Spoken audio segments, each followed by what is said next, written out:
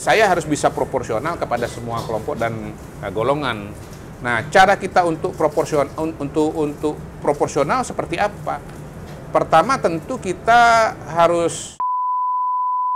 Sudah bersama saya Pak Kodari. Siapakah Pak Kodari? Kalau kita tahu seseorang menjadi pemimpin negara, mereka perlu survei, mereka disukai gak dengan masyarakat, persentase mereka menang seberapa tinggi. Nah, Indobarometer ini adalah perusahaannya Pak Kodari.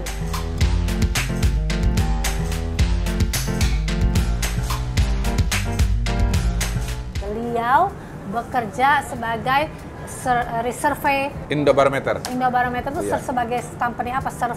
Survei, konsultan juga. Nah, biasa membantu calon. Untuk menjadi institusi ini kan harus tidak memihak, harus netral, non-denominasi. Nah, saya melihat Pak Kodari itu seperti air, kemana masuk, geng mana masuk, politik mana masuk. Jadi pendapat politiknya kalau sering diundang di TV pasti yang netral untuk bangsa dan negara. Ternyata dalam ilmu grooming, semua orang itu juga harus pinter tidak memihak dalam pergaulan ataupun dalam kolega kerja.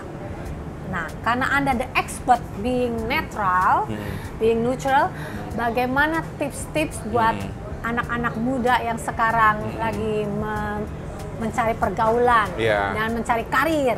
Bagaimana Pak untuk mempunyai sikap neutral?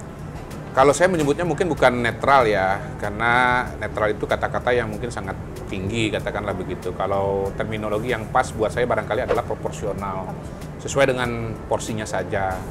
Pertama, dalam pergaulan tentu kita harus harus punya prinsip berteman dengan segala macam kelompok orang ya, seluas-luasnya. Dan kalau kita bicara politik ya namanya partai politik itu nggak mungkin cuma hitam dan putih.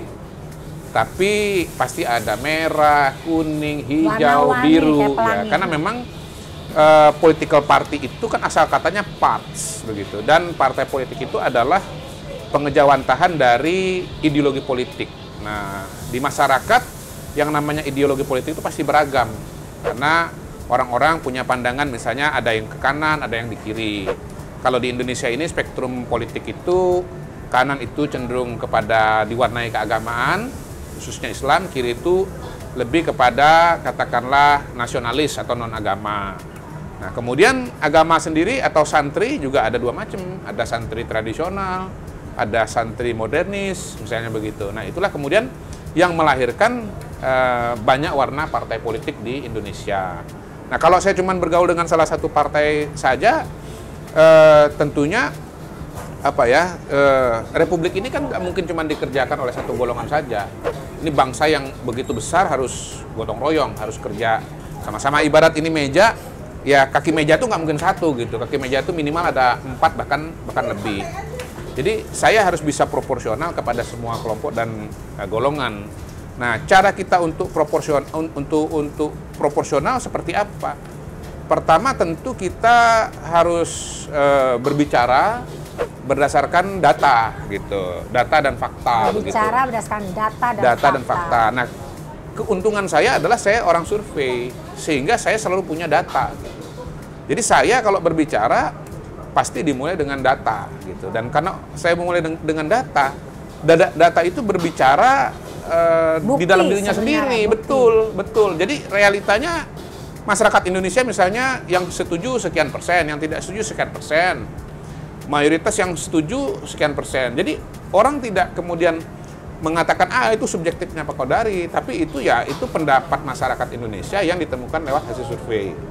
Yang kedua, dalam kapasitas sebagai narasumber politik atau sebagai pengamat politik misalnya di televisi, saya biasanya menjelaskan kepada masyarakat ya sekian banyak variabel yang berperan terhadap suatu fenomena. Misalnya Pak Jokowi marah-marah nih kemarin soal kinerja soal serapan anggaran yang sangat rendah ya berkaitan dengan COVID-19.